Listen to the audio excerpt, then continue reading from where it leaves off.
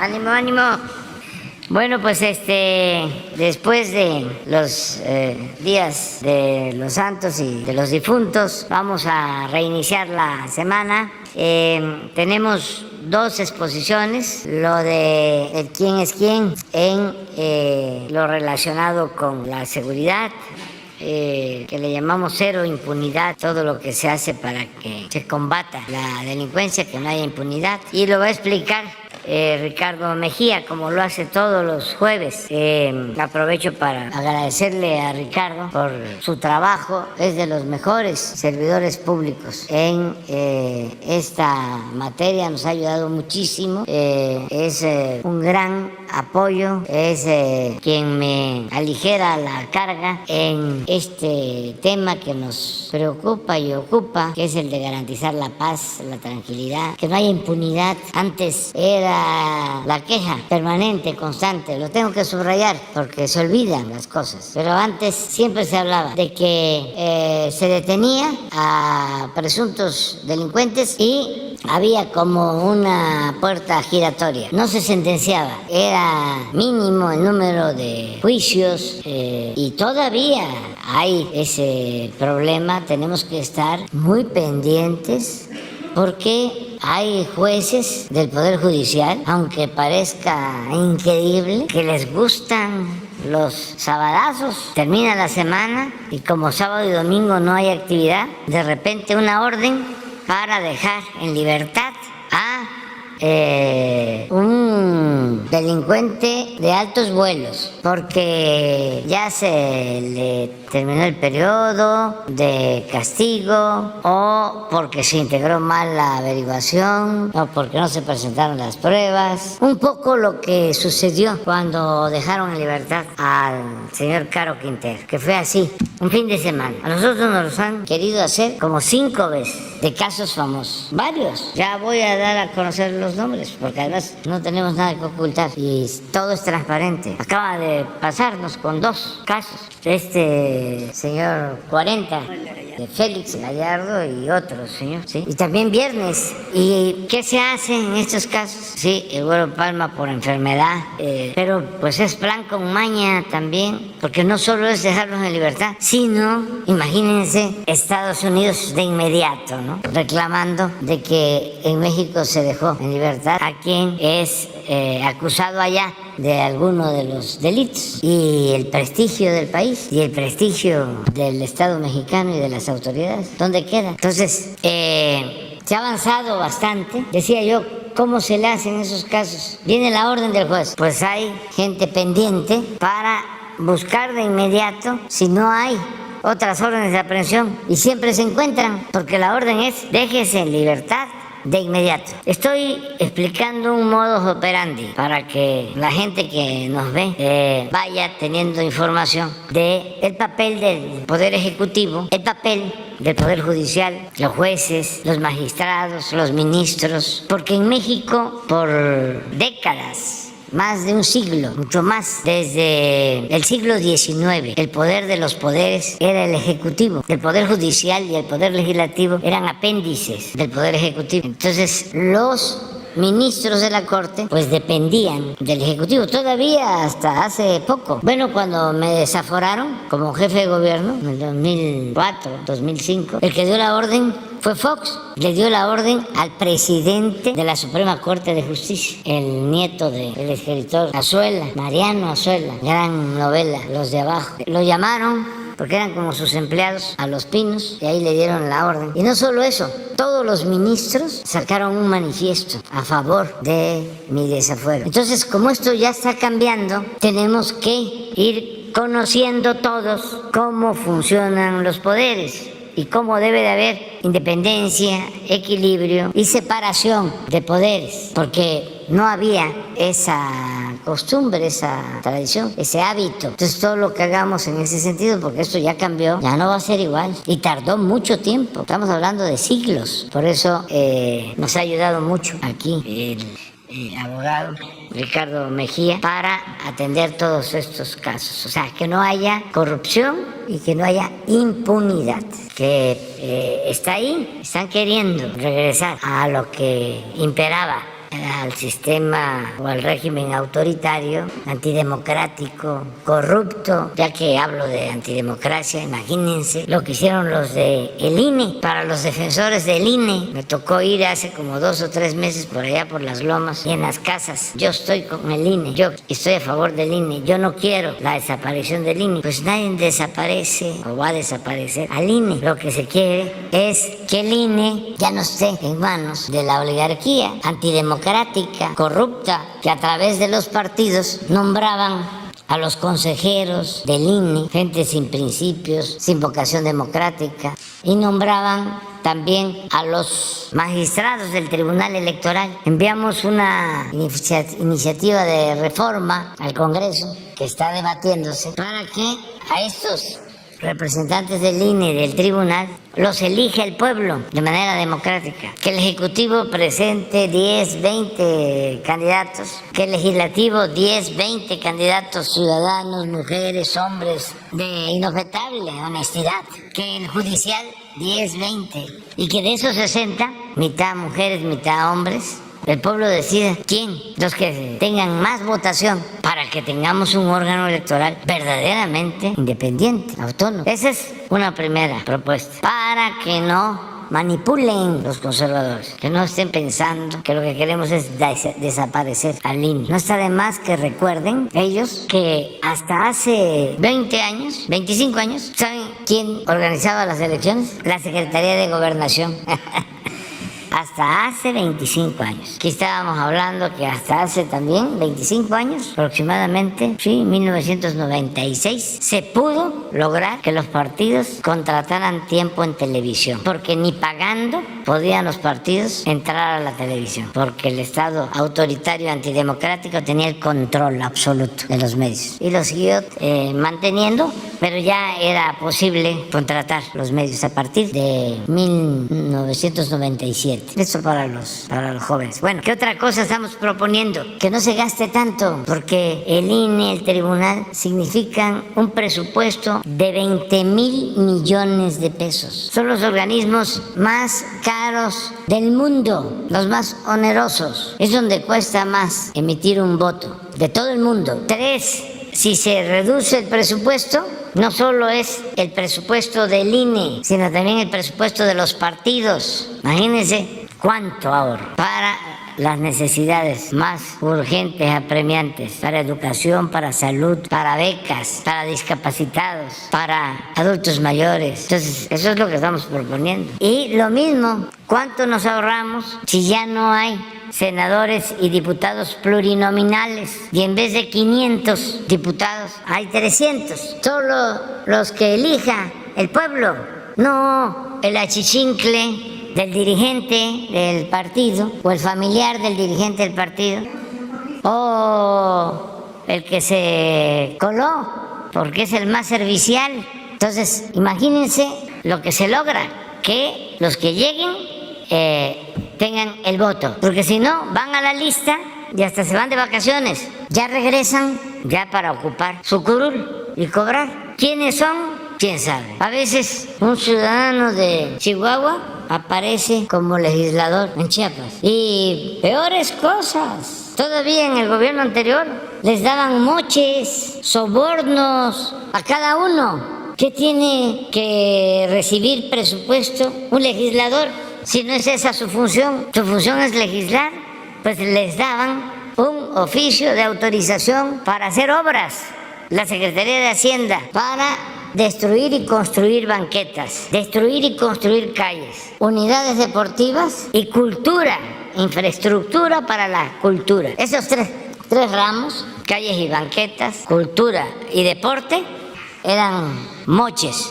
Entonces le daban a cada legislador, sí, ahora sí que era de los comunes, no de los lores, 10 millones de cada uno, un oficio. Y él iba, aunque no fuese su distrito, y ofrecía a un presidente municipal, a un gobernador de otro estado: aquí tengo esto para banquetas, para unidad deportiva, nada más que me tienes que dar un moche.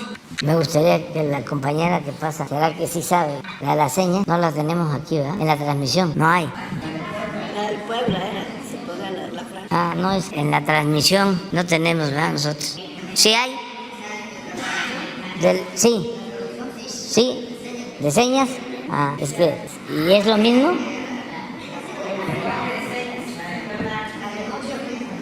Sí.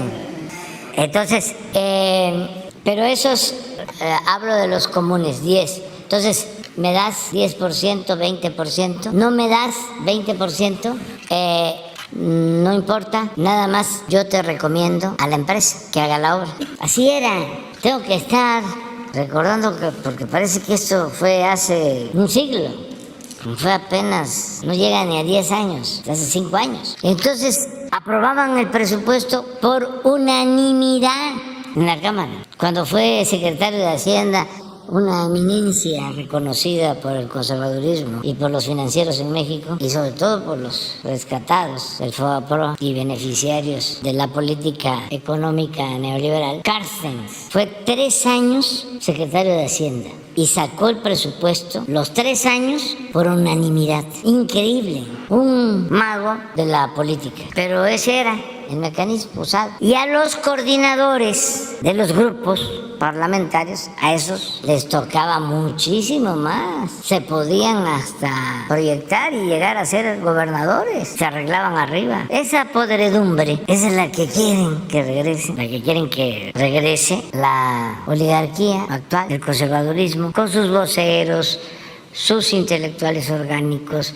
sus medios de información. Eso es lo que quieren. Y un nivel de deshonestidad extremo, de deshonestidad no solo política, no solo corrupción política, deshonestidad intelectual, de quienes aparentaban ser gentes íntegras, objetivas, profesionales, bien formados, doctores de universidades del extranjero, expertos, eminencias, sabiondos. Miren lo que hizo el INE, tiene muchísimo dinero, porque además los funcionarios del INE y del tribunal ganan más que el presidente, porque ellos no acataron lo que establece la Constitución, retorcieron la ley, se ampararon y tienen fideicomisos y se dan la gran vida. Pero ayer se dio a conocer de que guardaron una encuesta que ellos pagaron, sí, 2, una creo que a principios de año y otra en septiembre, y no dieron a conocer los resultados. Y como los resultados no les favorecían, ocultaron la información. Y ayer sale el presidente del INE, que da, la verdad, pena ajena, a decir que pues eso era hace 2 meses, pero que ya las cosas desde luego han cambiado, porque no estaba en debate todavía el tema de la reforma electoral. Ahora, como está en debate, pues ya se enteraron más gentes, porque cuando hicieron el levantamiento solo se habían enterado el 37%, 27%. Entonces sería muy bueno hacer otra. Pero miren, espera, regresa. ¿Esto quién lo puso? Ellos. Pero fíjense cómo destacan. Vamos a suponer, como dirían los abogados, aceptando sin conceder, que solo es el 27%. ¿Quiénes son los más informados? Los de la élite son los que simpatizan más con el conservadurismo, los que tienen más acceso al internet, los que tienen más información porque viven aquí, en la capital, o en las capitales de los estados, porque la radio está, la televisión. Pero bueno, 27%. Pero fíjense cómo plantean iniciativa de reforma electoral. Solo 27% de la ciudadanía está enterada de la iniciativa propuesta por el Ejecutivo Federal. Síguele. Y esto es lo que ocultan, lo que no querían decir. Está de acuerdo en que se realice una reforma electoral. Sin embargo, hay que matizar, porque pues el que paga manda. No puede ser así tan duro, tan seco. Sin embargo, la opinión está dividida entre quienes lo ven muy necesario y quienes no. Fíjense cómo está dividida. Dice, muy necesario 23, algo necesario 28, da 51. 25, nada necesario. 19, poco necesario. ¿Cuánto da? 40 y qué? 44. Y 5 no sabe, no contestó. Está muy reñido. Nada más son 6 puntos. No, 7. 7 puntos. Está igual de reñido que la elección del 2006. A ver, la segunda. Postura ante propuesta de la iniciativa del Ejecutivo Federal. Que viva el pueblo. Si esto están pensando los de arriba, imagínense cómo están pensando los de abajo. Que a propósito, ayer vi un mensaje que a ver si lo ponemos sobre la educación, que no hay que educar a los pobres, hay que educar a los ricos. Lo tengo en, creo que Juan José, se lo puede mandar. Es buenísimo. Pero destinar menos recursos a partidos políticos. Muy a favor, 48. A favor, 45. En contra, 5. Muy en contra, 1. ¿Cómo no lo iban a ocultar? Dicen que la encuesta la entregaron a los representantes de los partidos, pues también los representantes de los partidos la guardaron. Fue un pacto de silencio. Disminuir el número de diputaciones y senadurías a nivel federal. Muy a favor, 39. A favor, 48. En contra, 10. Muy en contra, 1. Eso es lo que propone nuestra iniciativa. Entonces, reducir los recursos que se le otorguen al INE. Muy a favor, 33. A favor, 41. En contra, 19. Muy en contra, 6. Que los consejeros y magistrados electorales sean elegidos directamente por la ciudadanía. 24. Muy a favor. A favor, 54. En contra, 15. Muy en contra, 3. Ampliar el uso del voto electrónico. Muy a favor, 17. A favor, 51. En contra, 23. Muy en contra, 5. Desaparecer los institutos electorales de los estados y tribunales electorales locales. 17. Muy a favor. Aquí la idea es que el organismo nacional se haga cargo de las elecciones en estados y municipios y que no haya duplicidad. A favor, 36. En contra, 33. Muy en contra, 10. De todas maneras, 53 a favor. Sustituir al INE por el Instituto Nacional de Elecciones y Consultas. No quitar al INE, no desaparecer al INE. Como único órgano encargado de organizar las elecciones. 17 a favor, muy a favor, 35 a favor, 28 en contra, muy en contra, 12. De todas maneras, 52%. Esto es, ¿verdad? Sería bueno que hicieran otra. Ahora, igual, porque ya la gente está más informada y seguramente ya cambió, como sostiene el presidente del INE. Muy bien, vamos entonces. ¿No encuentras el Face? Es que la verdad sí hace falta educar. Fue un diputado a un centro comercial como Soriana, pero parece que City Mark. Yo ni sabía qué cosa era eso, pero bueno.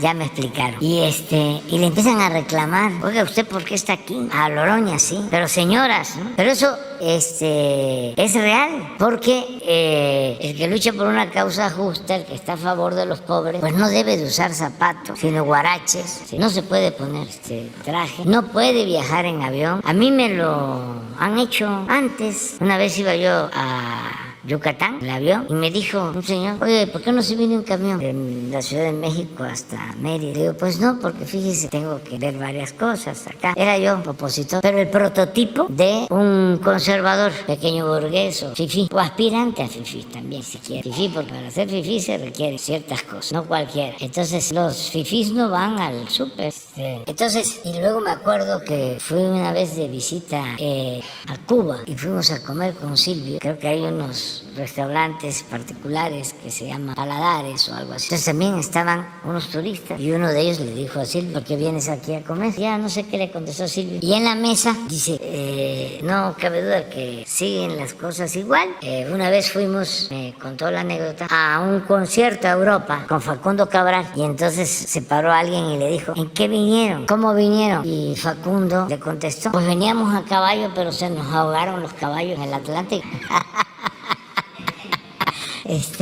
Porque esa es la mentalidad del conservadurismo. No. Y sí hay que, con todo respeto, hay que educarlo. Sobre todo porque son muy racistas, muy clasistas. Y no se dan cuenta que discriminan. Y no se dan cuenta que somos iguales. Y ellos se sienten superiores. Y también confunden educación con cultura. Y piensan que si tienen títulos académicos, ya son como títulos nobiliarios. Y hay gente que tiene doctorado. Bueno, el del INE. Una vez lograron grabaron hablando por teléfono, burlándose de unos indígenas, burlándose como racista, pero es doctor en una universidad del extranjero. No es lo mismo educación que cultura. Entonces sí hace falta todo un proceso nuevo de enseñanza-aprendizaje. Eso tiene que ver con una sociedad mejor. ¿Sabes? Me encantó. Siempre se quiso educar al pobre. Es hora de empezar a educar al rico. Por ejemplo, que no vada impuestos y que no explote al pobre. Es que en las redes hay muchísima sabiduría. Esto es el equivalente a lo que antes, y siguen siendo, ¿no?, cuando son buenas, eran o son las caricaturas. Una muy buena caricatura es un editorial, es un artículo de fondo. Son unas cuantas palabras, pero así hay muchísima sabiduría. Colectivo Dignidad, ¿sabe cuál es? Ya. Bueno, Ricardo, ya nos pasamos. Bueno, muchas gracias, señor presidente, y gracias por sus generosas palabras. Vamos a presentar el informe Cero Impunidad. No hay crimen sin castigo, que es un esfuerzo del Gobierno de México, la Secretaría de la Defensa Nacional, la Marina, la Secretaría de Seguridad y Protección Ciudadana, el Centro Nacional de Inteligencia y la Guardia Nacional, en coordinación con las Secretarías de Seguridad, las Fiscalías Locales y la Fiscalía General de la República.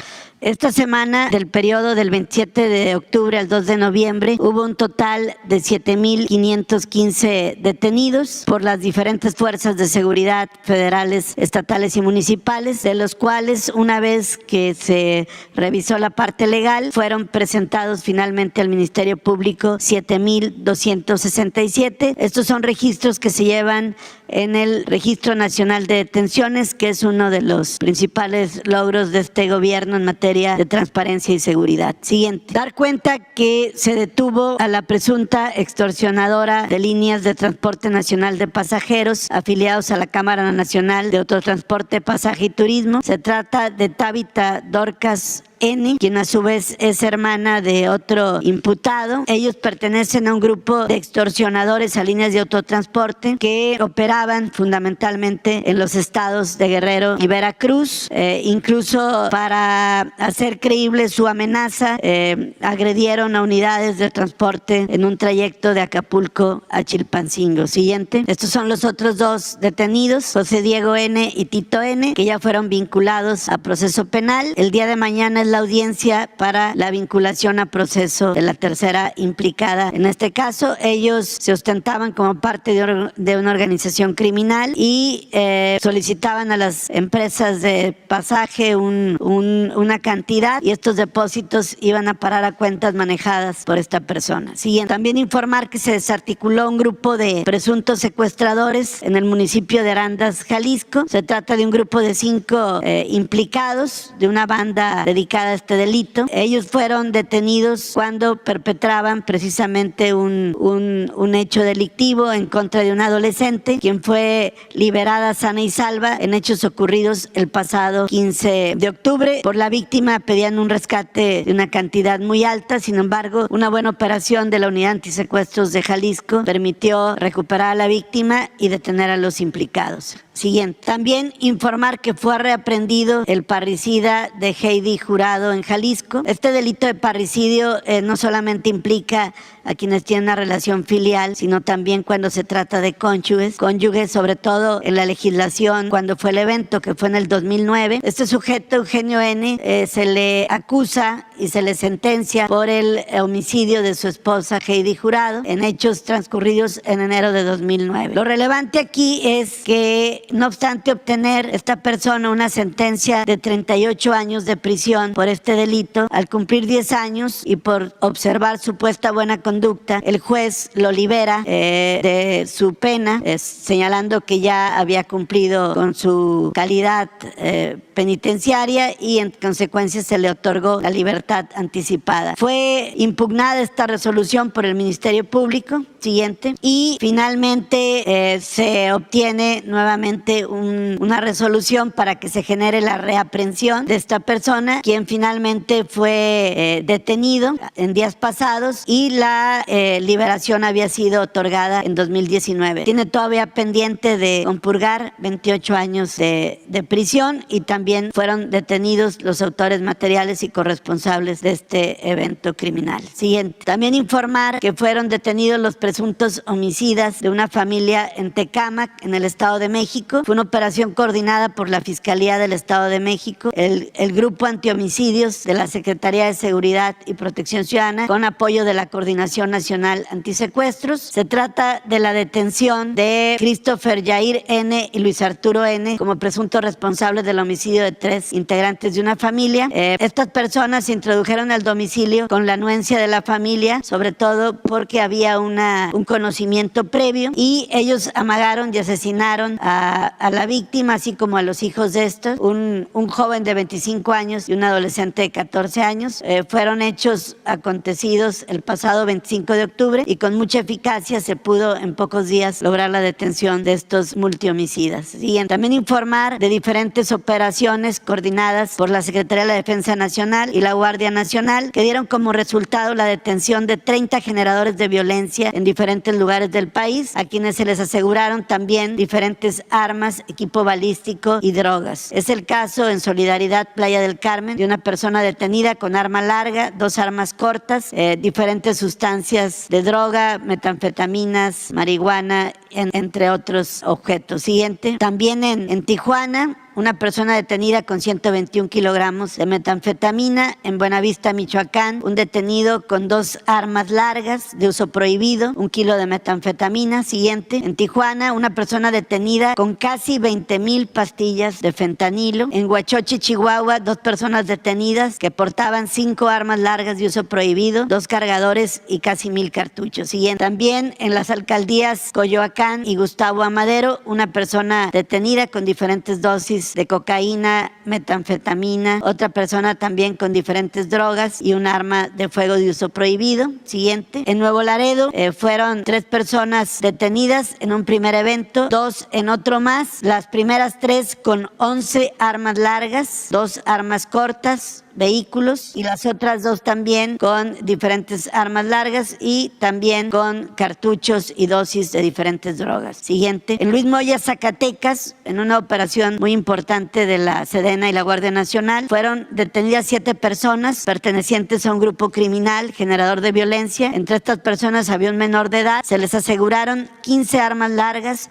3 armas cortas, 9 chalecos balísticos, 7 vehículos y una motocicleta, entre otros instrumentos para cometer ilícitos. Siguiente. También en Tijuana, 2 personas detenidas con 2 armas cortas. En Puerto Vallarta, 3 personas detenidas también con dosis de metanfetamina, cocaína, monedas sin acreditar su legal procedencia, cartuchos, entre otros objetos. Siguiente. También en Tlalpan, una persona detenida también por diferentes delitos. En Ciudad Juárez y también en San Luis, Río Colorado, en Sonora. Siguiente. Y una operación muy exitosa que fue realizado por la Sedena con apoyo de inteligencia militar y en coordinación con la Fiscalía General de la República, quienes ejecutaron un cateo en un inmueble en Tapachula, Chiapas, y pudieron asegurar 2,014 kilogramos de cocaína, es decir, 2 toneladas de cocaína, armas de fuego, vehículo, inmueble, y se estima que la afectación económica a la delincuencia es de 479 millones de pesos. Siguiente. En operaciones coordinadas por la Secretaría de la Marina, en el caso de Baja California, con apoyo a la Fiscalía General de Justicia de ese estado, lograron la detención de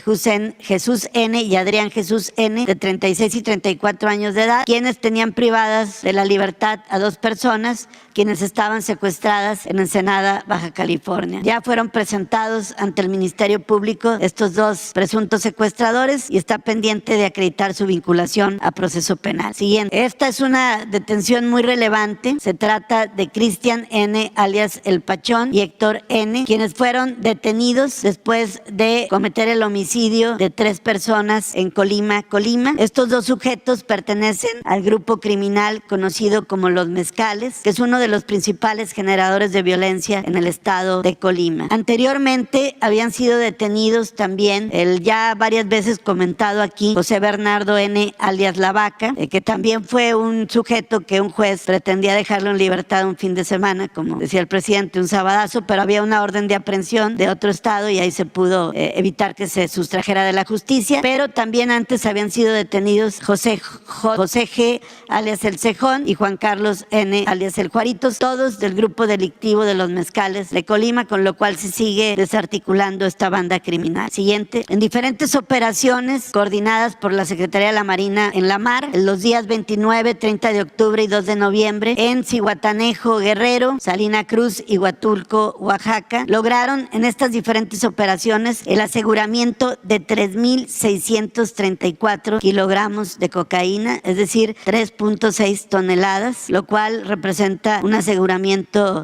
muy importante, que fue derivado de operaciones de vigilancia a buques, aeronaves equipadas con sistemas de detección y personal de infantería. Lograron dar seguimiento a diferentes embarcaciones, a 4 embarcaciones menores con 12 tripulantes, y se pudo detener a 12 personas, 3 de ellos de nacionalidad ecuatoriana, 8 mexicanos y un guatemalteco, asegurando, como decíamos, 3,634 kilogramos de cocaína, 5,375 litros de combustible y 3 embarcaciones adicionales. Fueron estas las operaciones. Siguiente. Y aquí se da cuenta de algunas en particular: una embarcación en el poblado del Cayito con las detenciones correspondientes, una segunda y tercera embarcación en Zihuatanejo y Salina Cruz con la carga asegurada y las detenciones correspondientes. Siguiente. Y una cuarta operación está en Huatulco, donde pudieron asegurar 601 kilogramos de cocaína, dando en total, como decíamos, 3,634 en todas estas operaciones, con 12 detenciones. Siguiente. Aquí está el resumen de lo que va del año en las operaciones coordinadas por la Secretaría de la Marina. Se han logrado asegurar en el año 2022 26,762 kilogramos de cocaína, es decir, 26.7 toneladas, y también 9.4 toneladas de metanfetamina. Se han asegurado 57 embarcaciones y 62,970 litros de combustible. Siguiente. Estas son las operaciones que lograron detener combustible, diésel fundamentalmente. Estas son otras operaciones. Esto fue en Veracruz, una, y en Ciudad del Carmen, otra, entre el 23 y el 31 de octubre, que es un trabajo permanente. Siguiente. Como parte del operativo Cero Impunidad, que se lleva a cabo en Cajeme, Sonora, desde enero del presente año, que es un esfuerzo, en este caso, coordinado por la Secretaría de Seguridad y Protección Ciudadana a través de la Coordinación Nacional Antisecuestros y con apoyo de las diferentes fuerzas federales y estatales,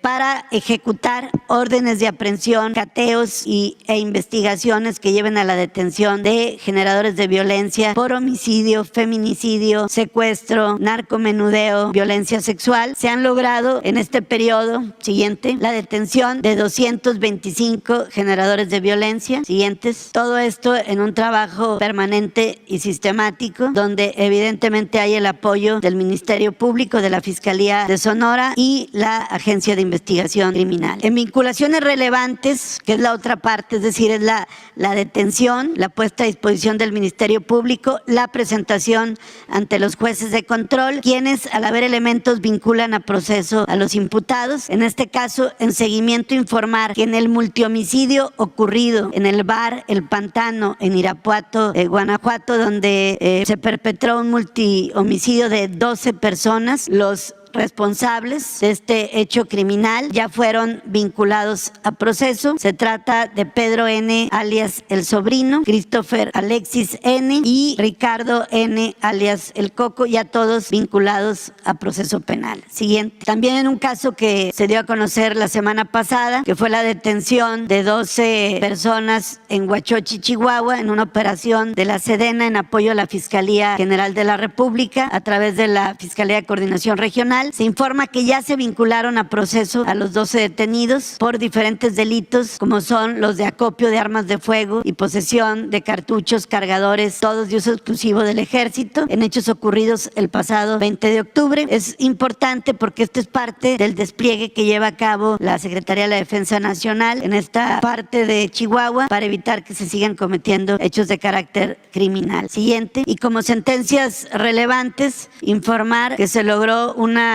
sentencia por 20 años de prisión en contra de Vicente C., alias El Viceroy, integrante del cártel de Juárez, quien está recluido en un centro penitenciario federal esta sentencia se acumula a otra más por 28 años, a la cual se había hecho acreedor por cargos relativos a delincuencia organizada con la finalidad de cometer delitos contra la salud y también delitos relacionados con recursos de procedencia ilícita. Con esta nueva sentencia, Vicente N. alias El Viceroy acumula 48 años de prisión. Siguiente. También informar, como ya se ha dado cuenta en días pasados, de la sentencia en contra de José B. alias El JJ, quien fue sentenciado a 36 años de prisión por su responsabilidad en los delitos de delincuencia organizada, en la hipótesis contra la salud, recursos de procedencia ilícito, recursos que tienen que ver con la posesión con fines de comercio de narcóticos y otros más, con lo cual sigue acumulando cargos que se acumulan a otros más y ya lleva 59 años de prisión acumulados. Como se recordará, a esta persona se le implica también en el atentado y agresión del futbolista Salvador Cabañas. Siguiente. También acumula una nueva sentencia,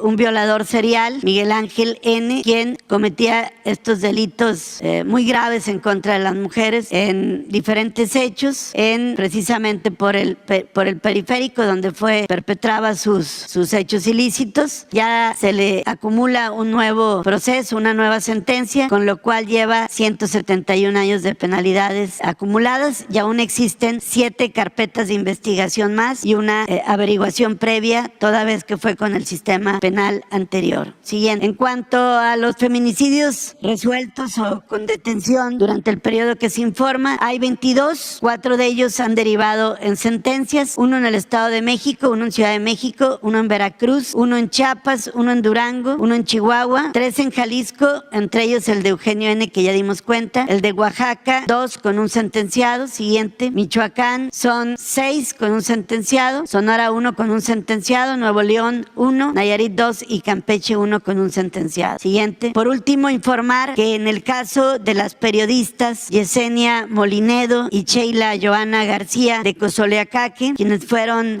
asesinadas en hechos ocurridos el mes de mayo, el 9 de mayo de 2022, ya hay una nueva detención de uno de los autores materiales. Se trata de Antonio de Jesús N., alias El Mara, quien fue detenido derivado de labores de inteligencia y seguimiento de investigación por parte de la Coordinación Antisecuestros, la Fiscalía General de Justicia de Veracruz y con el apoyo del Centro Nacional de Inteligencia y la Secretaría de la Marina. Ya está por determinarse su vinculación a proceso y esta detención, en este caso, siguiente, se suma a otras más que se han llevado a cabo, como fue el caso de Armando N., alias El Trascabo, que ya está vinculado a proceso, junto con Víctor Manuel N., alias El Calaco, quienes también tuvieron participación en el homicidio de estas 2 periodistas. Siguiente. En cuanto a los casos de periodistas, pues ha habido avances en las últimas semanas. 3 sentencias, como aquí se informó, en el caso de Lourdes Maldonado, nuevas vinculaciones a proceso y la detención del sujeto apodado El Mara, que fue esta semana. ¿Sería cuánto, señor presidente? Vamos a las obras, a los caminos.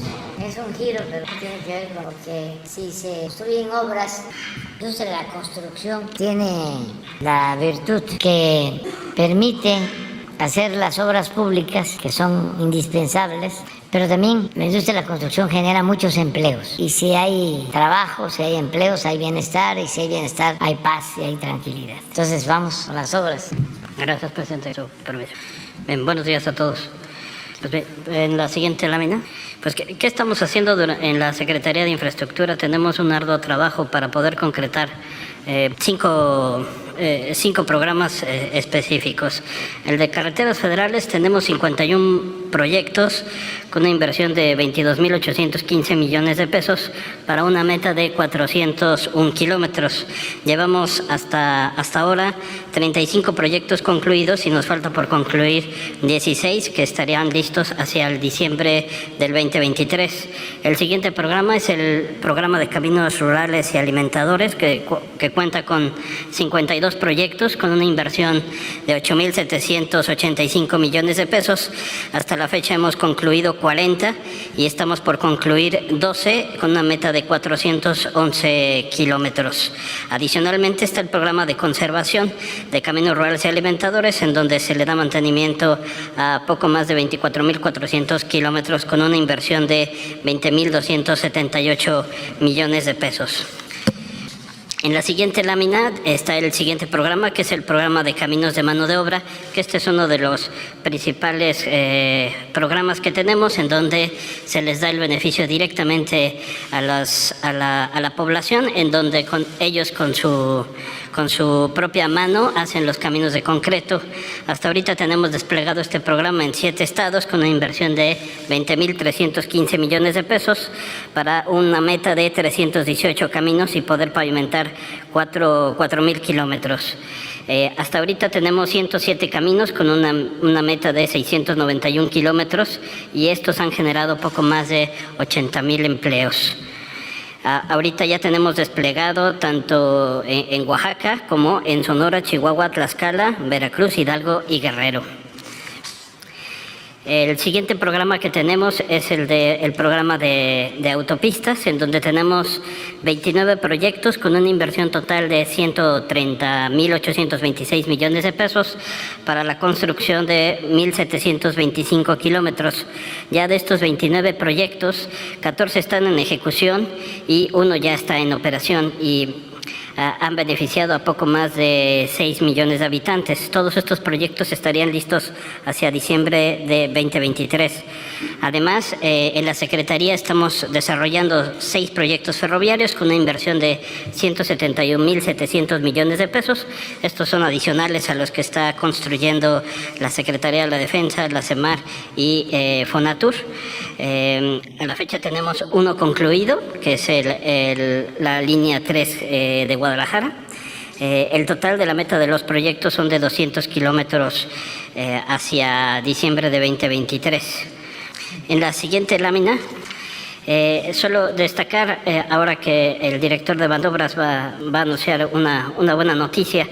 El Banobras, que también dirige el Fondo Nacional de Infraestructura, que es un vehículo que tiene la Administración Pública Federal para acelerar la inversión en infraestructura, y que además es el principal concesionario de autopistas. De las 10.781 kilómetros de autopistas que tenemos, prácticamente 4.800, es decir, la mitad, están concesionadas al Fondo Nacional de Infraestructura, que están distribuidos en 5 títulos de concesión. 3 títulos al Fondo Nacional de Infraestructura, Golfo Centro, el macrotítulo, y Barranca Larga Ventanilla. Y hacia Banobras tiene 2 títulos concesionados, que es el de la autopista Guadalajara-Colima y la autopista Atlacomulco-Marabatío. Esto sería cuanto, señor presidente. Solo destacaría que muchos de estos proyectos que estamos desarrollando en el programa de infraestructura de carreteras, si bien algunos son nuevos, la mayoría han sido proyectos que habían estado abandonados y que ahorita hemos estado concluyendo. Muchas gracias, señor presidente. Señor presidente, buenos días a todas y todos. Quisiera informarles, si pasamos por favor la presentación, que Banobras se ha consolidado como el principal herramienta financiera del gobierno federal y el 5º banco más grande del sistema financiero mexicano, inclusive por encima de HSBC y Scotiabank. En términos de la cartera directa de Banobras, equivale al 2% del Producto Interno Bruto de nuestro país y el 7% del sistema bancario de México. Esto se ha logrado a través de una colocación histórica en estos 4 años de gobierno por 463.000 millones de pesos. Estos créditos se han dirigido a proyectos prioritarios, pero más importante, se han dirigido a las regiones que más lo necesitan en nuestro país. El 36% se ha dirigido a la región sur-sureste, el 35% a la región centro y el resto a la región norte. Con esto, la cartera de crédito se ha incrementado en 22% desde que llegamos en esta administración, llegando ya a una cartera de crédito directa e inducido de 615.000 millones de pesos. Ahora, todo esto se ha logrado manteniendo una posición financiera sólida en la institución. El índice de capitalización se encuentra muy por encima del regulatorio. Es decir, el banco cuenta con fortaleza financiera y mucha capacidad de crédito hacia adelante. Asimismo, nuestra cartera de crédito ha tenido un muy buen comportamiento. Nuestro índice de morosidad se encuentra en 1.9%, que está por abajo del 2.22% del promedio de la banca comercial. Ahora, entrando al financiamiento para los estados. Hemos logrado desembolsar 216,000 millones de pesos a 15 estados para financiamientos de obra nueva, 9 estados para refinanciamientos o reestructuras y 2 fideicomisos estatales. Y los principales estados que han recurrido a Banobras han sido Veracruz, Quintana Roo, Ciudad de México, Oaxaca, Nuevo León, Morelos, Estado de México y Jalisco. Los estados que no han pedido un crédito es porque no han tenido una autorización de su Congreso local o bien han decidido por otros esquemas de financiamiento. Hemos hecho también un esfuerzo importante para financiar en nuestro esfuerzo de inclusión financiera a más municipios en nuestro país.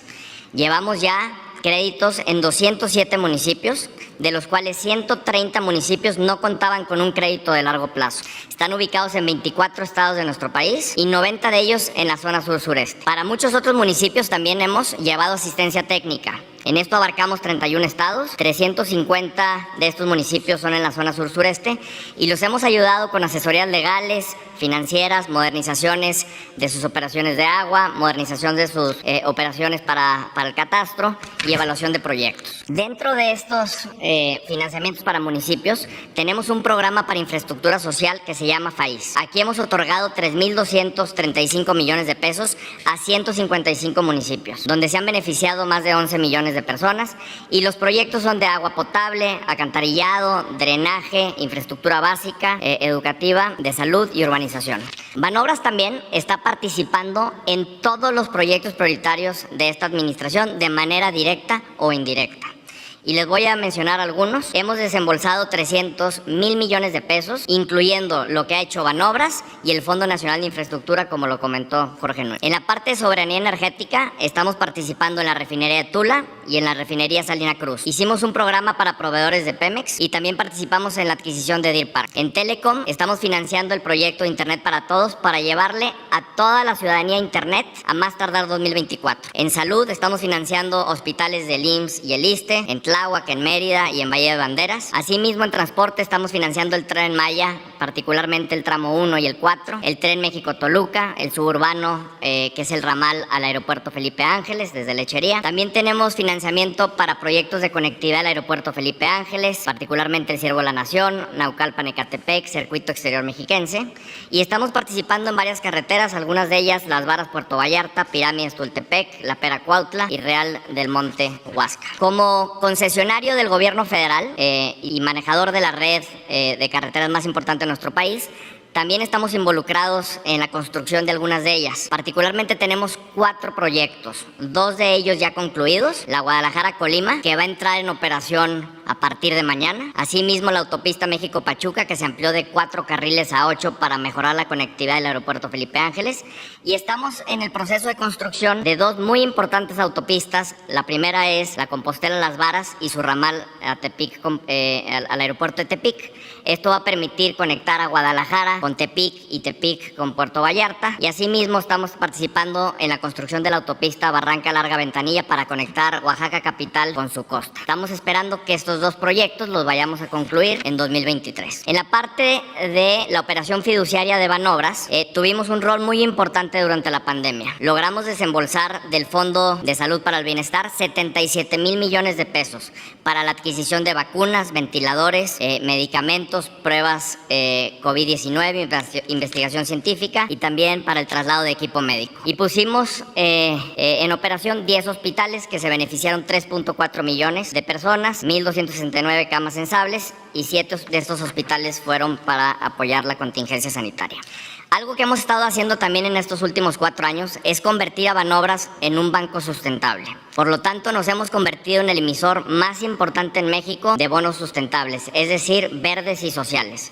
Llevamos 10 emisiones por más de 30,000 millones de pesos y hace 2 semanas, por primera vez, por un banco de desarrollo en México, logramos emitir 2 bonos con perspectiva de género. Es decir, logramos emitir deuda para usar esos recursos para infraestructura que ayude al bienestar y la infraestructura que utilizan las mujeres. Recibimos también 3 premios en estos últimos 4 años, 2 del Consejo Consultivo de Finanzas Verdes por nuestro esfuerzo en este tema de sustentabilidad y un premio también por la Asociación Latinoamericana de Instituciones Financieras para el Desarrollo. Con todo este trabajo también nos hemos apegado a las medidas de reducción de gasto, a las medidas de austeridad que se han implementado en esta administración.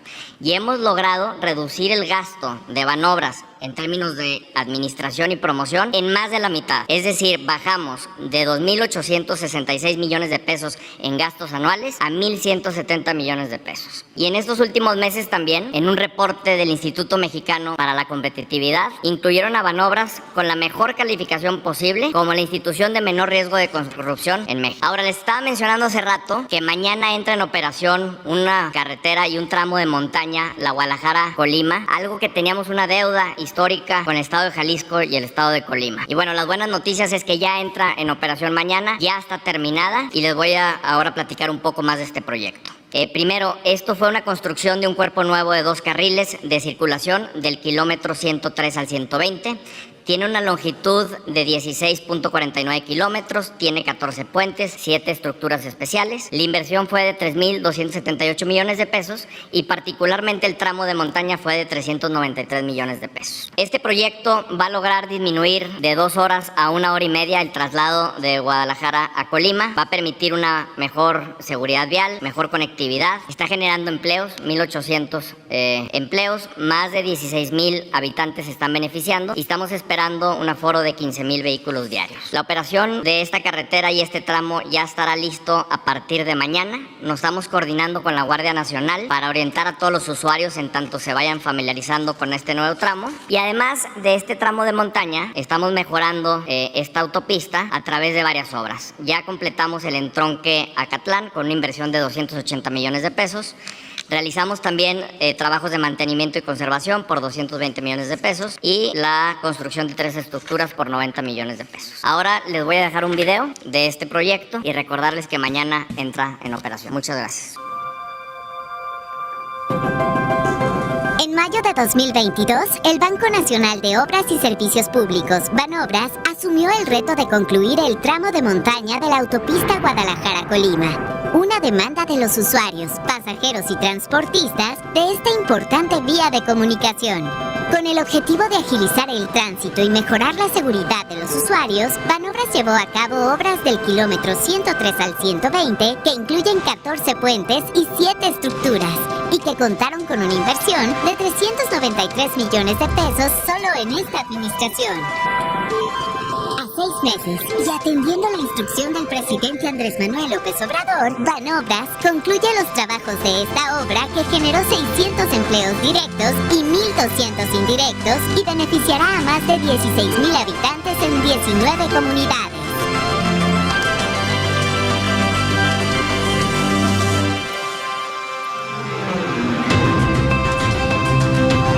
Esta obra va a traer a muchos beneficios. Tenemos nosotros aquí el puerto de Manzanillo, donde va a correr mucha mercancía a nivel internacional y nacional.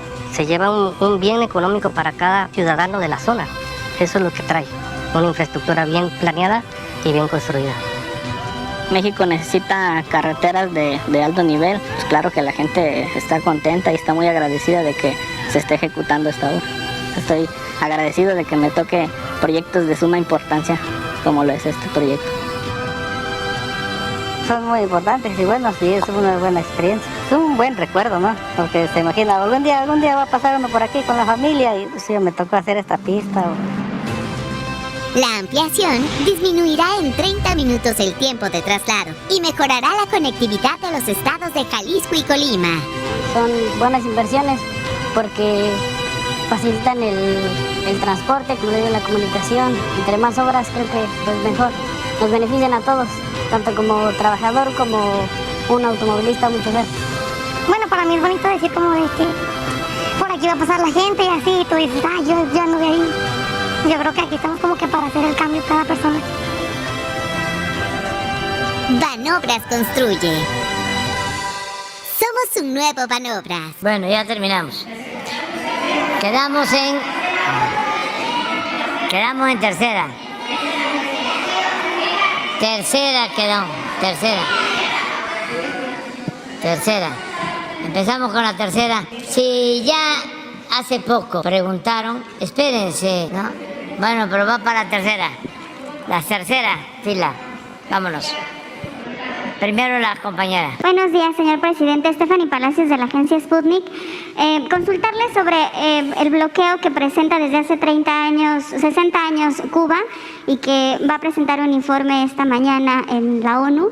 ¿Qué opina sobre esta carta que mandaron 18 exmandatarios y ex jefes de Estado de Latinoamérica y el Caribe sobre las consecuencias de estos bloqueos que ha hecho Estados Unidos contra la isla? Me gustaría saber su opinión sobre esto. Bueno, yo creo que es una infamia lo que se ha venido haciendo en contra de Cuba con el bloqueo del gobierno de Estados Unidos. Es una medida retrógrada, medieval, inhumana, porque no es posible que se aísle aún más a un país como Cuba o a cualquier otro país del mundo. Nadie tiene ese derecho a actuar como el gobierno mundial. Nadie. Los países somos independientes, somos libres, somos soberanos. Pero independientemente de eso, es una clara violación a derechos humanos, porque pueden haber problemas políticos, ideológicos y el daño a la población, el daño a la gente. ¿Por qué tienen que padecer, sufrir quienes viven en un país que ha decidido mantener un sistema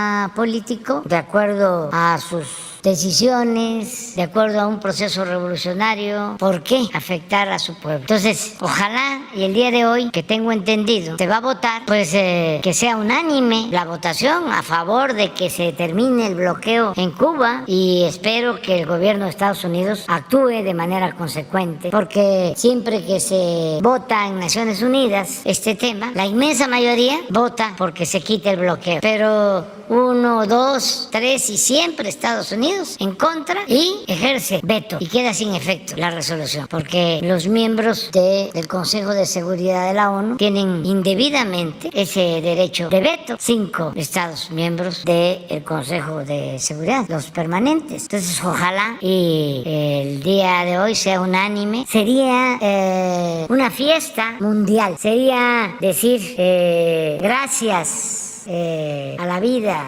Sí, de verdad, no por hipocresía, estamos a favor de los derechos humanos. Y el principal de los derechos humanos es el derecho a la vida. No es posible que, si hay diferencias políticas, se haga un bloqueo para que no lleguen los alimentos, no lleguen apoyos. Ayer se dio a conocer aquí en México que aumentaron las remesas, más de 5,000 millones de dólares en septiembre. Este año, gracias a nuestros paisanos migrantes, es muy probable que lleguemos a 60,000 millones de dólares de remesas. Y resulta que en Cuba no pueden los familiares que están en Estados Unidos enviar remesas para ayudar a la gente, y no se pueden hacer operaciones ni siquiera para la compra-venta de alimentos por este bloqueo injusto. ¿Y cómo se va a estar hablando de derechos humanos si no se actúa de manera consecuente? Yo, la verdad, quisiera que el sueño que tenemos se convierta en realidad el día de hoy. Sería el primero en llamarle al presidente Biden para que le transmitiera a los integrantes del Congreso de Estados Unidos y a los dirigentes de los dos partidos, sus representantes en la ONU, nuestro más profundo reconocimiento por una actitud de ese nivel, porque sería sublime. Es una actitud de dignidad, de elevados valores, de demostrar que se tiene auténticamente deseos de un cambio, que ya no se va a continuar aplicando la misma política de siglos, y que solo con la justicia, con el respeto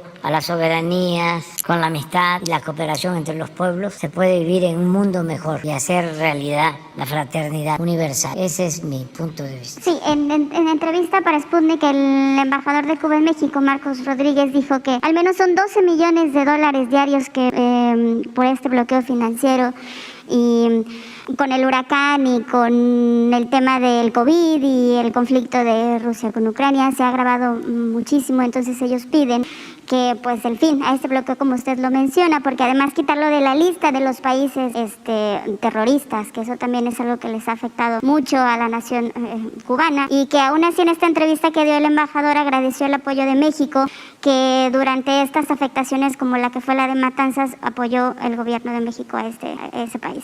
Nosotros vamos a seguir apoyando como lo han hecho también otros gobiernos, como lo hizo el presidente Adolfo López Mateos, cuando México fue el único país que se opuso a que Cuba se expulsara de la OEA. México fue el único país. Y nosotros vamos a seguir apoyando al pueblo de Cuba, al pueblo hermano de Cuba y a su gobierno, porque estamos en contra del bloqueo y sabemos que atraviesan una situación muy difícil, muy difícil. En efecto, cada vez que se necesita, nosotros ayudamos y lo vamos a seguir haciendo como lo hacemos con otros países, porque hablé de la fraternidad universal. Nosotros aquí estamos atendiendo a la gente más humilde, a la gente más pobre y no queremos que solo nos vaya bien a nosotros. Queremos un país sin fronteras, un país fraterno, verdaderamente solidario. Y eso es lo que deseamos en todos los casos, y somos muy respetuosos del gobierno de Estados Unidos y tenemos muy buena relación y la vamos a seguir teniendo, pero sí hay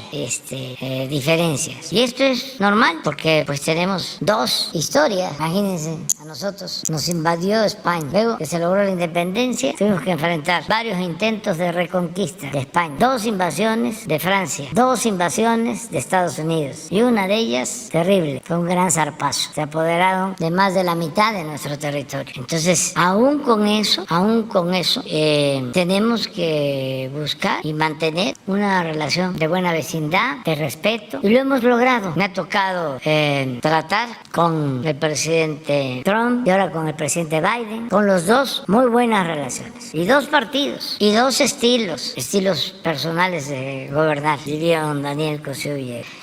Y con los dos, una relación de respeto. El presidente Trump nos respetó, en momentos difíciles nos entendimos, llegamos a acuerdos, no se cerró durante la pandemia la frontera, nos ayudaron a conseguir equipos médicos, vacunas, cuando se decidió reducir la cuota de producción petrolera y nosotros no podíamos cumplir con una reducción de 350,000 barriles diarios. Estados Unidos se hizo cargo de la reducción que nos correspondía con 250,000 barriles diarios, y cuando tuvimos problemas por lamentables crímenes y hechos muy violentos, y él planteó que nos enviaba agentes militares para hacerse cargo de estos asuntos, y le dijimos que no, y entendió y fue respetuoso, y así muchas otras cosas. Fue muy buena la relación. Ahora con el presidente Biden, de primera, él es un hombre bueno, de muy buenos sentimientos. Imagínense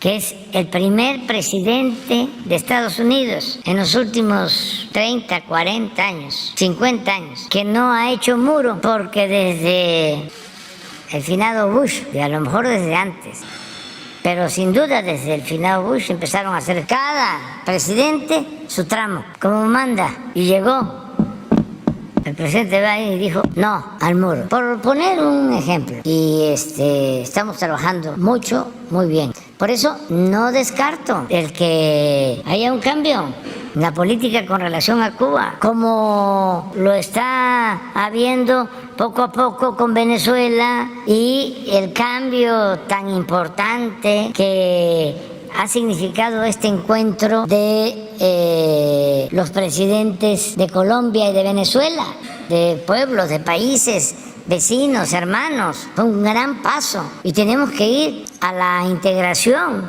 de América Latina y del Caribe, pero también pensando en la integración con América del Norte, con Canadá, con Estados Unidos, la integración de América, así como la Comunidad Económica Europea se convirtió en la Unión Europea. Así, América, una gran región, nuestra América, pero incluyendo a Canadá y a Estados Unidos. Y eso depende de un cambio completo de política. Ya se avanzó con la integración económica comercial de América del Norte, pero imagínense lo que significaría llegar a un acuerdo con toda América ahora que el pueblo de Brasil decide apoyar de nuevo a un gran dirigente que le tiene mucho amor al pueblo, sobre todo a los pobres, para que se decidió a favor de Lula, hay condiciones inmejorables para un acuerdo entre todos. Y repito, incluyendo Canadá, incluyendo Estados Unidos, con el presidente Biden. Sí, ahora sí nos gustaría que se convocara pronto a una nueva cumbre de toda América y que sin excluir a nadie se hablara de estos temas. ¿Podría proponer que fuera aquí en México,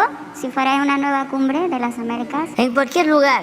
Pero sí hay condiciones, porque sí hay una actitud de parte del gobierno de Estados Unidos distinta. Esto de que se está permitiendo que haya un flujo ordenado de venezolanos que quieren estar en Estados Unidos y está dando resultados, que nosotros lo estamos notando aquí, porque están haciendo sus trámites y ya hay un número importante que han obtenido o están por obtener sus visas temporales o sus permisos, que eso es lo que nosotros planteamos. Primero, que haya cooperación para el desarrollo. Si hay crecimiento en todos los países de América, si hay trabajo, pues vamos a poder enfrentar el fenómeno migratorio, porque la gente no abandona a sus pueblos, a sus familias por gusto, lo hace por necesidad. Entonces vamos a que haya crecimiento, que haya bienestar en los lugares de origen. Ese es nuestro planteamiento y lo podemos hacer. Un plan de desarrollo para toda América, con todos los recursos que tiene América, con toda su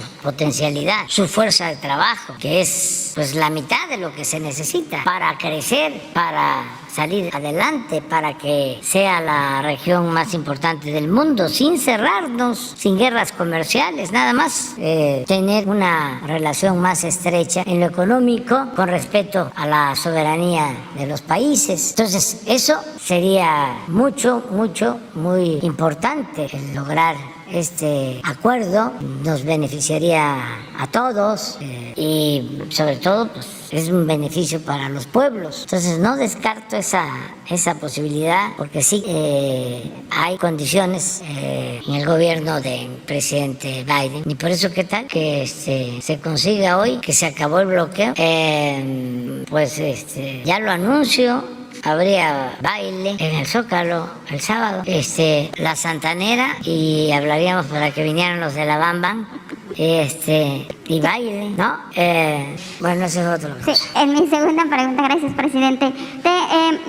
Quiero comentarle sobre un caso de un ex policía federal que se llama Jaime Galindo Hernández. Él tiene 59 años de edad y está en el Ceferezo 4 en Nayarit. Este ex policía federal fue acusado de evasión de reo y de no activar un código rojo cuando fue la fuga de Joaquín El Chapo Guzmán el 11 de julio del 2015. Esta persona lleva 7 años en la cárcel sin sentencia, además de que, bueno, la mamá de este preso le había pedido en alguna ocasión intervenir para el caso de su hijo. Estos 12 ex policías federales, 9 de ellos ya salieron, 3 están en libertad condicional, van a firmar cada 15 días al penal, pero no les encontraron un indicio de que ellos tuvieran que ver o estar involucrados en este caso. Además de que esta investigación que hizo Sputnik sobre este caso de la fuga de Joaquín y de estos ex policías federales, se buscó a Manelich Castilla, que era excomisionado en ese entonces de la Policía Federal, para saber sobre este documento que habían entregado ellos junto con el comisionado nacional de seguridad, que era Renato Sales, hoy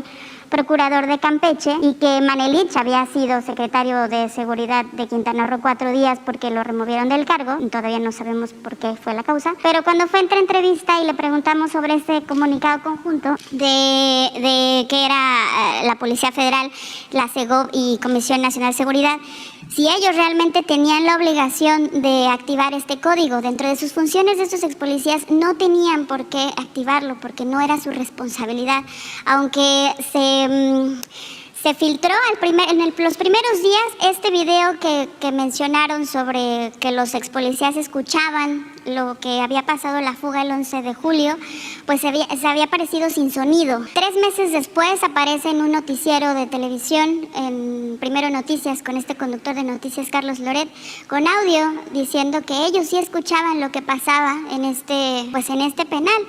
Esta versión se confirmó con uno de los expolicías que está en libertad ahora y que trabaja en el gobierno. Y si ellos realmente escuchaban lo que sucedía en ese momento cuando estaban monitoreando, pues él dijo que no, que las únicas personas también que escuchaban eran las del CISEN, no escuchaban los monitoristas. Entonces, estas versiones y estas filtraciones a la prensa, señor presidente, han afectado también a personas que están ahora en la cárcel, que no tienen sentencia, como Jaime, que tiene 7 años y que, bueno, al final sus familiares tienen 2 años que no lo ven, porque además cayó la pandemia de COVID y pues no pudieron verlo. Su papá y su mamá fallecieron también, pues él no pudo, o sea, evidentemente no pudo despedirse de sus familiares, no tuvo ninguna comunicación. El caso es de que también se habló con la abogada de Joaquín el Chapo Guzmán, con Mariel Colón, desde Nueva York, para saber sobre este caso, porque Manelich Castilla había dicho que había una declaración de Joaquín diciendo que el mismo Joaquín había dicho que estas personas no tenían nada que ver en este caso, y se le preguntó a la abogada de Joaquín, Mariel Colón, si en realidad ellos tenían esta declaración o si sabían o tenían conocimiento de estos policías federales, y ella dijo que no sabían del caso, aunque la esposa de Joaquín Guzmán, Emma Coronel, pues había sido acusada por la participación de la fuga de Joaquín ese 11 de julio. Entonces, realmente, pues saber sobre qué está pasando, en ese entonces, pues estaba en la Procuraduría Raúl Cervantes. La familia ha estado durante 7 años buscando pues justicia. Entregaron aquí una hoja para pues que usted supiera del caso. Ya cuando era presidente lo recibió Leticia Ramírez, que ahora pues ya es secretaria de Educación Pública. Tienen ese acuse recibido, pero también lo recibió el caso, un acuse, la Fiscalía General de la República. Entonces han ido ellos buscando con Alejandro Encinas durante 7 años, ¿no?, para saber qué está pasando. Entonces, pues sí, un grave suceso del que estas filtraciones no sabemos también, ¿no?, si realmente ellos escuchaban, pero ellos dicen que no escuchaban, ¿no?, lo que estaba sucediendo. Jaime, en ese momento, cuando se estaba dando la fuga de Joaquín, en 2015, él estaba monitoreando a la tuta en ese momento, cuando había ido a la enfermería.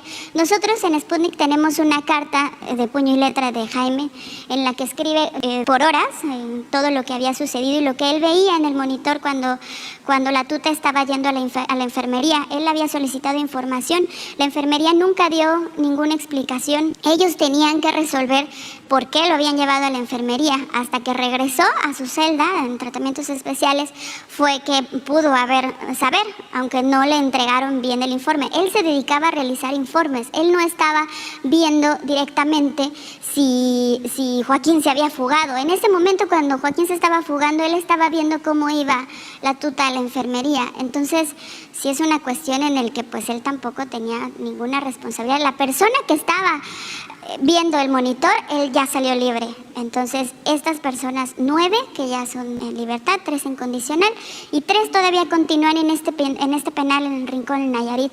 Y yo tengo esta carta que firmó su hermano, Guillermo Galindo, que también fue parte de la Policía Federal, ahora extinta, que también ellos mencionan: nosotros nunca vimos que ningún funcionario de alto nivel, como en ese entonces estaba Alejandro Rubido, Miguel Ángel Osorio Chong como secretario de Gobernación, que ahora es el senador del PRI, pues ninguno de ellos tuvo responsabilidad de este hecho que pasó el 11 de julio y que ya purga Joaquín Guzmán lo era una sentencia en Estados Unidos, ¿no? Entonces, saber si esta carta se la podemos entregar para que ellos piden humildemente que por favor les ayuden para que su caso pueda dirigirse a la Defensoría Pública, porque además el costo de estos servicios de abogados, ellos preguntaron y decían, nos cuesta $1 millón por el caso, porque además liberar a alguna persona o que alguien tenga un caso de estos, pues es muy difícil, ¿no? Los jueces no quieren, o el juez, el último, parece que la última resolución que hay es que no lo dejaron en libertad con medidas cautelares porque él tiene un familiar en Chiapas y que podía fugarse a Guatemala. Entonces, es una cuestión que no han tenido ellos, estos 11 policías, pues ningún indicio de que tuvieran alguna culpabilidad, un presunto, sí, una responsabilidad. Se preguntó por eso a la abogada Mariel Colón, a Renato Sales, que ahora es procurador, y bueno, fiscal de Campeche, Marelich, y a las personas involucradas. Y también otro caso similar que pasa también en Aguascalientes con Óscar Fernando González, igual un empresario que fue detenido ahí en Aguascalientes y que también por una cuestión política con el exgobernador Martín Orozco, que también suceden estas mismas cosas, que o les fabrican algún delito, y también la familia ha buscado una intervención del gobierno federal para saber que pues qué es lo que pasa en estos casos, ¿no? Porque esta persona también lleva 2 años sin sentencia en la cárcel y que también pues no pasa nada, ¿no? O sea, una cuestión política, una cuestión que pues igual no hay ninguna responsabilidad, pero por cuestiones, ¿no? Es un empresario y pues está en la cárcel todavía, ¿no? Entonces me gustaría, por favor, su opinión sobre este caso, en específico también el de Jaime, porque es un tema muy complicado, además de que usted pues ha sido cuestionado sobre el tema de Joaquín muchas veces por haber estado con lo de su mamá, ¿no? Saludarla y tener siempre una crítica con Joaquín y con usted, ¿no? Muchas gracias. Mira, ¿qué te parece si platicas con Rosa Isela Rodríguez? Todo. Sí, de hecho yo tengo los documentos aquí, la carta de Guillermo. Entonces vamos a pedirle que ella platique contigo, se pongan de acuerdo y a ver qué podemos hacer nosotros. Y respecto a este caso que le hablamos a Mariel Colón sobre, bueno, si la mamá de Joaquín había solicitado ella una visa humanitaria para visitar a su hijo en Estados Unidos, y si usted ha recibido otra solicitud sobre que la mamá haya querido apoyo, ¿no?, sobre el gobierno de México. Sí, me pidieron en esa ocasión, creo, me entregaron una carta en donde me pedían que las hermanas de Joaquín Guzmán Loera fueran a visitarlo, y yo hice el trámite, o sea, se lo envié al secretario de Relaciones para que se hiciera el trámite en la embajada de Estados Unidos. No sé en qué terminó, si le permitieron visitar o no, pero sí me acuerdo de esa carta. Lo demás, pues como ustedes comprenderán, no es más que politiquería de muy bajo nivel, una cosa muy corriente, en la que están ya metidos hasta supuestos periodistas de renombre, pero como no tienen nada. El otro día estaba yo viendo, hay 2 señores grandes en el Face, uno que ya mencioné aquí, el señor creo que Gutiérrez, Eric, sí, muy bueno, creo que él. Pero hay otro que tiene un nombre como extranjero, que te dije que si lo buscábamos. También se ve una persona mayor. Los 2 muy inteligentes. Pero uno de ellos, a ver si no lo tienes. Es Eric Gutiérrez. A ver, creo que ayer o antier sacó algo de un personaje, no sé si existe o es robot, pues bot, pero se los voy a leer para que vean el nivel tan bajo de nuestros adversarios, los conservadores. Es donde dice que mi esposa, Rocío, que falleció, como se apellidan Beltrán, tenía vínculos, mi esposa, con los Beltrán, o sea, relaciones de familia, y que de ahí viene el que yo esté en Badiraguato y... ¿Mande?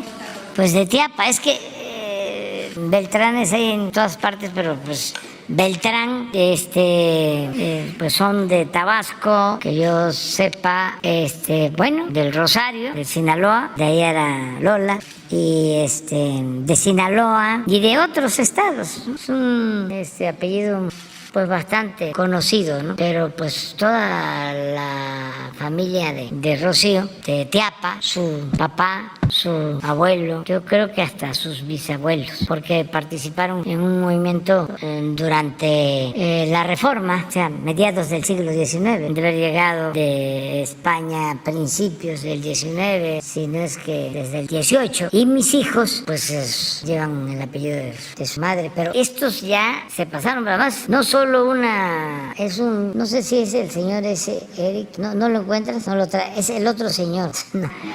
No, es un señor, sí, pero a ver si lo... Sí, y conseguimos la entrevista con Leti para que platiquen. Perdón, con Rosas. Ah, de acuerdo, con Rosas. Muy bien, vamos. La tercera. Hola, presidente, buenos días. Ángel Molina, Ya estás. de Tiempo TV, medio digital de Coahuila. Bueno, presidente, preguntarle, pues, según cifras del INEGI, Coahuila es de los estados más seguros del país y pues uno de los más seguros, o el más seguro de la frontera norte. En el modelo de seguridad de Coahuila, pues bueno, la cooperación entre el ejército y las fuerzas policiales, pues ha sido funcional, ha funcionado, ¿no? Y ha sido fundamental. Igualmente sobre, pues, la ampliación de la estancia de más fuerzas armadas en labores de seguridad. Esto, pues, llegó al Congreso local, mayoritario del PRI, quien, pues bueno, ya dio muestras de que se votaría a favor de pues esta ampliación de la presencia de la Guardia Nacional. Esto pues frente al secretario de Gobernación, ¿no?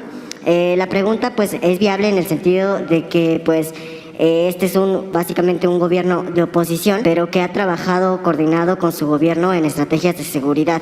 ¿Considera que esto pues sirve como modelo el caso de Coahuila para aplicarse en otras entidades? Sí, y además así debe ser, porque independientemente de las diferencias partidistas, pues está la seguridad de la gente. ¿Qué culpa tiene la gente de que por los pleitos políticos electorales ellos padezcan de inseguridad, de violencia? Eso hay que separarlo. Y qué bien que van a votar por la Guardia y para que continúe la Secretaría de la Defensa ayudando. Los amigos laguneros padecieron muchísimo de inseguridad, de violencia, pero mucho.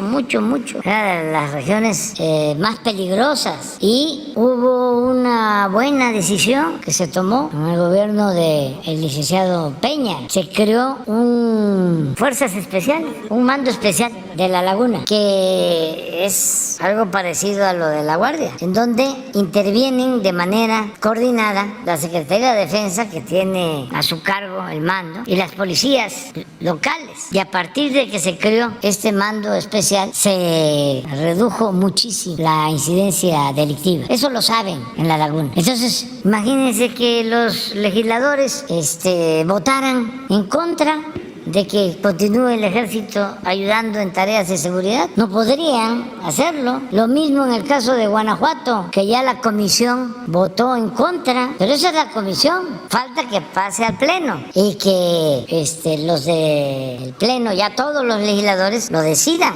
Y yo los llamo a que lo piensen, porque hay mucha violencia en Guanajuato. Y quiero ser muy claro, si no estuviese el ejército, estaría peor. Y también, con la misma claridad les digo, aun cuando voten en contra, el ejército va a continuar en Guanajuato. Porque una cosa es la opinión de los de arriba y otra cosa es la soberanía popular, el pueblo. Y yo estoy seguro que el pueblo de Guanajuato quiere que esté el ejército y que esté la Guardia Nacional y que esté Marina, porque urge que haya paz y haya tranquilidad en Guanajuato. Entonces, que no estén pensando que si van a votar en contra, es que se va a retirar el ejército. No, eso hasta suena a plan con maña. ¿Para qué quieren que se retire el ejército, habiendo tanta inseguridad y tanta violencia? Presidente, en otro tema, pues se ha reportado que las labores de rescate de los cuerpos de los mineros en la mina El Pinabete, pues se han suspendido. Eso es algo que ha trascendido en redes sociales y algunos medios de comunicación, pues bueno, lo han dicho. Esto pues debido a que supuestamente no se han realizado los pagos correspondientes a los contratistas, a las personas que estaban realizando estas labores, contribuyendo en el rescate. ¿Qué nos puede decir al respecto? Además de pues preguntarle pues cuándo podría venir Manuel Bartlett a darnos detalles sobre este rescate y si es que la Comisión Federal de Electricidad pues ya se ha deslindado de las responsabilidades en cuanto a esta tragedia. Sí, pero no tengo yo esa información. Acabo de hablar con la Secretaría del Trabajo y ya se está trabajando en Los Tajos para empezar. Ya se llegó a un acuerdo con los familiares, ya hubo una reparación del daño en lo material, porque lo otro es lamentablemente pues, ya difícil, ¿no? Pero ya hay un acuerdo y se les está informando constantemente a ellos y está trabajando la Comisión Federal de Electricidad. Voy de todas maneras a pedir el informe hoy de cómo van, porque este informe lo tengo de hace como 10 días. A ver si por teléfono con Luisa María, y si hay demoras, de inmediato vamos a reactivar todo, porque es un compromiso que tenemos. Desde luego hay que ver si es cierto, porque en Coahuila hay elecciones, entonces es como lo que está pasando en Estados Unidos, porque esto se da en cualquier país del mundo, en vísperas de las elecciones. En Estados Unidos el martes próximo son elecciones y hay mucho nerviosismo y cuestionamientos, críticas de unos contra otros, y así es. Entonces en Coahuila ya se está calentando el ambiente, y van a usar a los medios. Allá en Coahuila, con todo respeto, siempre ha habido mucho control de los medios. Es de los estados que tienen más apergollado. Yo iba allá cuando era opositor y me rodeaban periodistas. Hasta he tenido que cuidarme porque si no me daban con las cámaras en la cabeza. Y todas las preguntas eran tendenciosas. Y ahí contestaban, pero me los mandaban pues, porque la mayoría subvencionada al gobierno. O sea, los maiciaban. A lo mejor ya no es así pues, pero así era hasta hace poco. Y al día siguiente, nada. No salía nada. Todavía nos falta. Entonces, a ver, ¿de quién es? No, pero... esto es mi... Es para crear...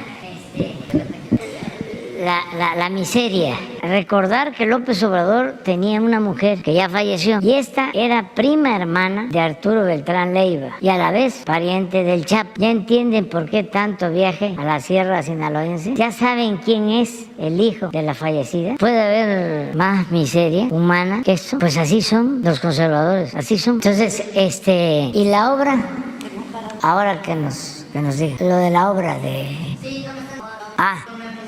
Sí, pero la vamos a continuar. O sea que sí, tienes razón de que está parada porque está cambiando de proveedor, de contratista, me imagino. Eso es. Pero miren, ya vamos a darle la oportunidad aquí a la periodista canadiense. Se llama Elvery Haynes. I'm in Canada. Sí, de televisora canadiense. Sí, gracias. Adelante. Please explain. I have a plane to catch, which is why we are insistent. Perdón por ser tan insistentes, lo que pasa es que tenemos que tomar un avión, por eso interrumpí. Sí. Gracias, señor. Increasingly, the international community is describing the avocados from Michoacan as conflict fruit, as blood avocados. What do you say to people who are concerned that when they buy avocados from there, they are supporting the cartels? La comunidad internacional cada vez más describe a los aguacates que vienen de Michoacán como una fruta en conflicto. Los llaman aguacates sangrientos por las amenazas, la extorsión y la violencia que muchos de los campesinos que se dedican a cultivar esto sufren. ¿Qué le diría a las personas que tienen miedo de comprar aguacates internacionalmente y que de alguna forma indirecta están apoyando a las bandas del crimen organizado? Bueno, que los productores de aguacate de Michoacán son gente de bien, gente trabajadora, que hay violencia en Michoacán y hay grupos de la delincuencia en Michoacán, pero que no tienen vínculos con los que producen aguacates, que son agricultores, y que lo que hay seguramente es una desinformación, una campaña en contra del aguacate de Michoacán y del aguacate de México. ¿Sí lo entendiste? Sí. I've just returned from a week traveling through Michoacan, speaking to people there who tell me about their fears and about their mistrust. One avocado farmer tells me that the cartels are the police, are the same as the military, and are the same as the government. Is he telling me the truth? Acabo de regresar de un viaje por Michoacán, donde conocí a diferentes personas. Las personas están atemorizadas y un campesino de Michoacán me dijo que las organizaciones criminales, la policía y el gobierno son básicamente lo mismo. ¿Usted cree que él está diciendo la verdad, que lo que él nos dice es cierto? No es lo mismo, no está diciendo la verdad. Antes sí, había un contubernio, una asociación entre las autoridades y la delincuencia, pero ya no existe eso. Han cambiado mucho las cosas en México. Y lo que está probado técnica, científicamente, es que el mejor aguacate del mundo es el que se produce en Michoacán. No sé cómo le harían en Estados Unidos y en Canadá sin el aguacate de Michoacán, porque hay otros países que quieren ganarse el mercado de Estados Unidos, pero con todo respeto, la calidad del aguacate que producen no es la misma. Nosotros hemos padecido durante mucho tiempo de boicots por razones de competencia o por razones políticas. Por ejemplo, ahora que hay elecciones en Estados Unidos, los políticos de Florida hacen campaña diciéndole a los productores de tomate de Florida que ellos van a lograr que ya no se compre en Estados Unidos tomate mexicano porque el tomate mexicano lleva agroquímicos o porque lo cultivan niños. De acuerdo a nuestra ley del trabajo, solo se permite que trabajen mayores de 18 años. Entonces, a veces en los campos agrícolas, como van familias completas, trabajan, incluso es la condición de los padres. Yo voy a trabajar, pero mi hijo de 16, de 17 años también va a trabajar. Entonces, eso lo utilizan para decir no compren el tomate mexicano porque es producto cultivado con niños explotados. Do you feel as though your government has done enough to protect the avocado farmers and de facto make people who are buying these delicious fruits in Canada feel good about the fact that they are supporting the farmer and not the narco? ¿Usted cree que su administración ha dado lo mejor para proteger a los productores de aguacate? Y si la gente en Canadá puede sentirse tranquila que comprando aguacate mexicano no están apoyando a los carteles, sino están apoyando a los productores aguacateros. Sí, deben de sentirse tranquilos los canadienses, porque se está impulsando una actividad productiva en Michoacán donde se requieren ingresos para que la gente, sobre todo los jóvenes, tengan trabajo y no tengan que tomar el camino de la delincuencia. Lo único que estamos cuidando es el que no se siembre tanto aguacate en la zona de los bosques, sobre todo la zona de las mariposas monarcas. Ese es otro tema. Por eso también se está diversificando. Acaba de autorizarse la mayor exportación de aguacate de Jalisco y esto va a ayudar a que no haya tala de bosques para la siembra de aguacate que afecte a la mariposa monarca. Pero ya estamos trabajando en eso, diversificando. Hay un programa que se llama Sembrando Vida, que es el programa de reforestación más importante del mundo. Estamos invirtiendo $1,600 millones al año y es para que los campesinos puedan sembrar sus tierras con árboles frutales como el aguacate y árboles maderables como los pinos, como en el trópico el cedro, la caoba y otros árboles. Entonces sí estamos atendiendo esto. Hay que tener cuidado con estas campañas porque siempre, aun cuando hay gente que de buena fe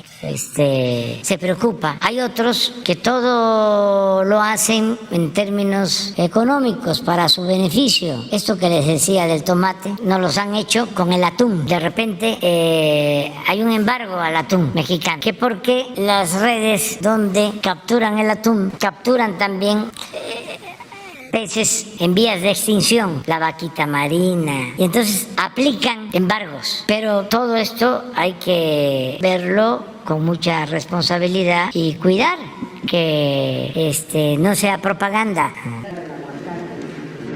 Sí. Entonces, vamos nosotros a estar muy pendientes y qué bien que vienes y que lo preguntas aquí, pero decirle a la gente de Canadá que es muy bueno el aguacate y que no está vinculado. No es una industria del narcotráfico. No, son productores que se dedican a eso y han sido exitosos y dan trabajo, y lo único es convencerlos para que se cuiden los bosques y no se afecte a la mariposa monarca, básicamente. Bueno, ahora sí ya nos vamos. Mañana tú. Es que tú también.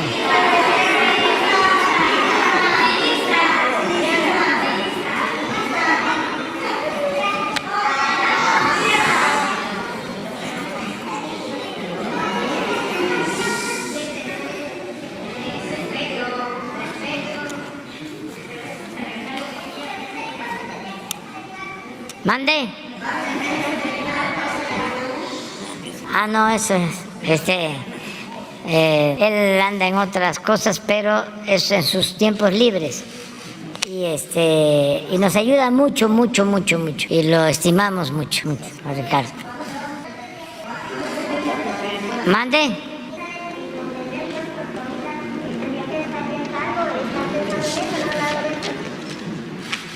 Es que todavía no sé, ¿ya empezaron? No sé, no me quiero meter. Soy neófito en esas materias.